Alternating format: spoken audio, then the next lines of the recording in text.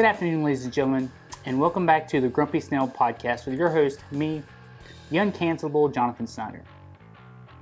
I thought today, on this special day, instead of going through all the nonsense that is happening, that words of better men should be spoken. 12 years ago, our forefathers brought forth on this continent a new nation, conceived in liberty and dedicated to the proposition that all men are created equal.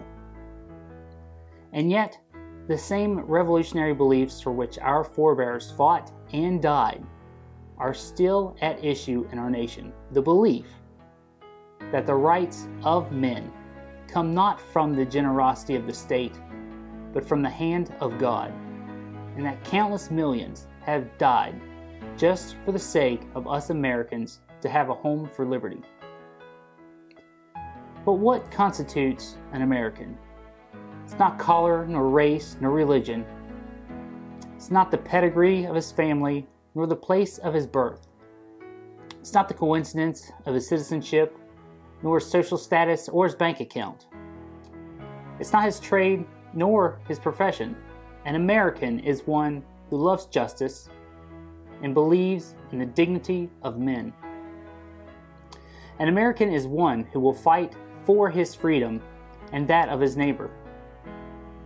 An American is one who will sacrifice property, ease, and security in order that he and his children may retain the rights of free men.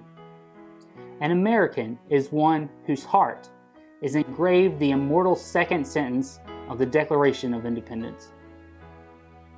Americans have always known how to fight for their rights and their way of life. And Americans are not afraid to fight, and they will fight joyously for a just cause. In spite of all this, we are now engaged in a great civil conflict, testing whether that this nation or any nation so conceived and so dedicated can long endure.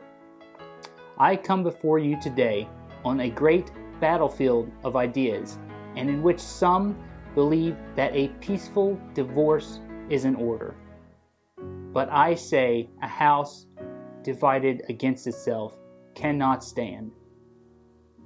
I come before you on this, the day of our nation's birth, to let everyone, whether they wish us well or ill, know that we shall pay any price, bear any burden, meet any hardship, support any friend, and oppose any foe to assure the survival and the success of liberty.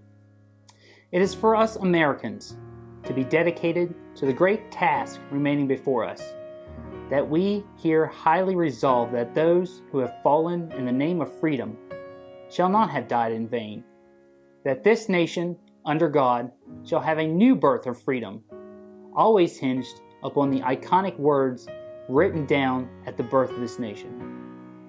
We hold these truths to be self-evident, that all men are created equal, that they are endowed by their Creator with certain inalienable rights, that among these are life, liberty, and the pursuit of happiness.